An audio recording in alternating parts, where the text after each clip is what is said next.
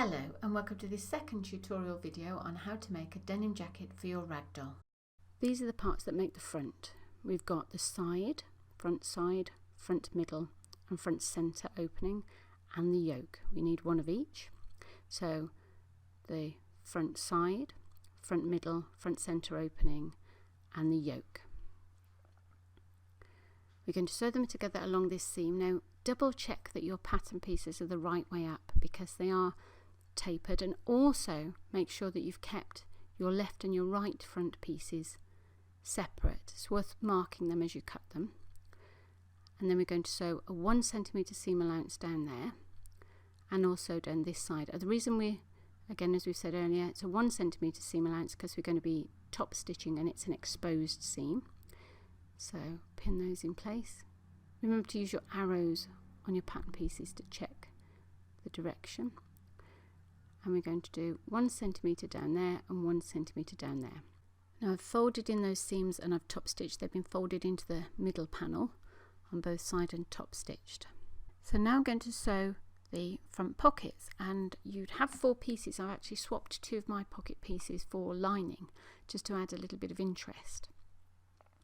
And I'm going to pin those together all the way around.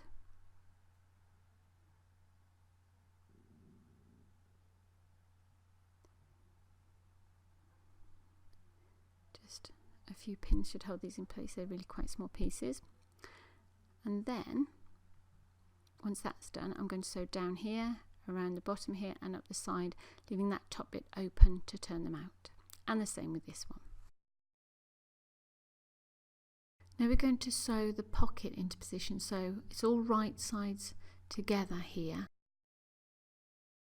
Pocket gets placed in the middle of that centre panel on the front of the jacket, making sure that you've got the right pattern pieces together.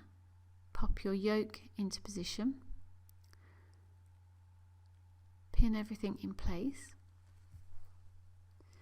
And because you've got an exposed seam, you're going to need to do a 1 centimetre seam allowance across here.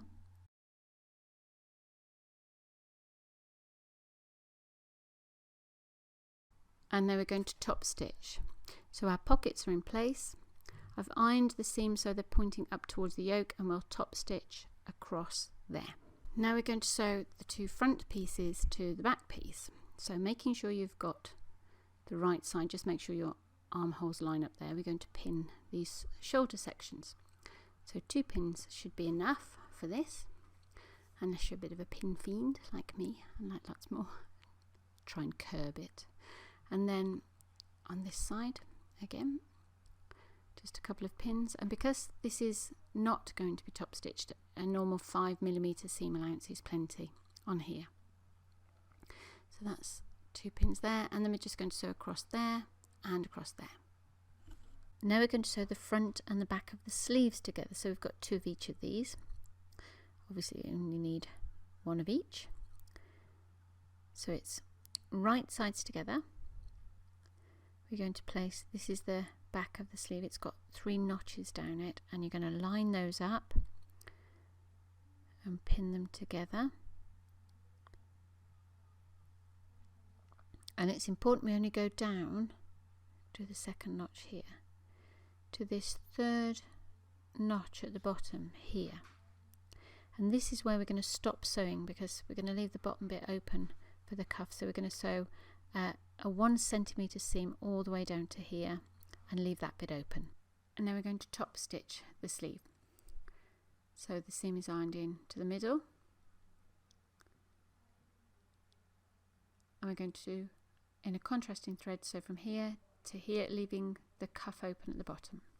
And now we've got our 2 sleeves and they're top stitched to there and the cuffs open.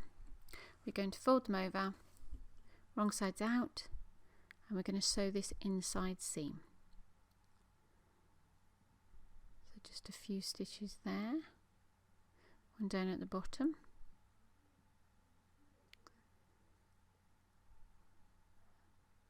Put one in the middle there. And this is a normal 5mm seam allowance. This isn't top stitch, so just 5mm. Same with the other sleeve. We've sewn our inner seams, and now we're going to finish off the cuffs on our sleeve. So we're going to top stitch this little bit, so we need it right side out, top stitch that outer piece, and once that's done, you've top stitched the outer piece, you're going to top stitch the inner piece, just by again folding it in, pinning it in position. I'm pinning this one whereas I didn't the other one, just because this is a little bit more fiddly because it's underneath.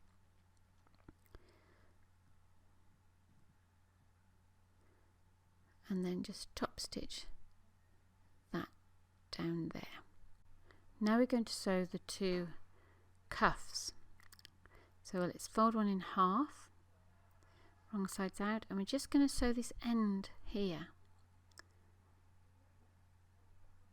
So if we just pin that in position, and then it's this last notch here that marks the point that we start sewing from, and we just want to sew around the end section.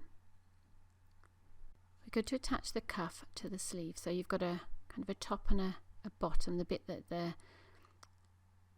the top stitch runs all the way down, and we're going to line up the tab that sticks out, the little overlapping bit that sticks out. We're going to line that up with that edge,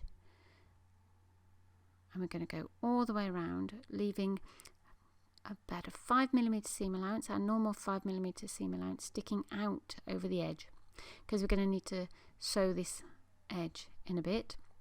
So pin that in place all the way around. So remember the tab bit that sticks out is attached to the side of the opening that has the top stitch running all the way down. And then we're going to sew normal 5mm seam allowance all the way around there. So here we are with it sewn all the way around to the sleeve. Our cuff is sewn all the way around to the sleeve. And then if you lift this up all the way around like that, and then on this flat edge you're going to fold it back down just 5mm further than that seam there. So just a little further over, there'll be a notch to show you where to fold it, and then once you sew down there, turn it right sides out. So now it's right side out. We're going to sew through the seam in a matching thread just to hold the edge down. Now I got a bit carried away with myself and I've done it already, so that just holds that edge down, which is why we made it a little deeper. And then we're going to top stitch in our contrasting thread all the way around. So here it is, top and bottom, and right into those little angled bits. That's a fiddly little bit.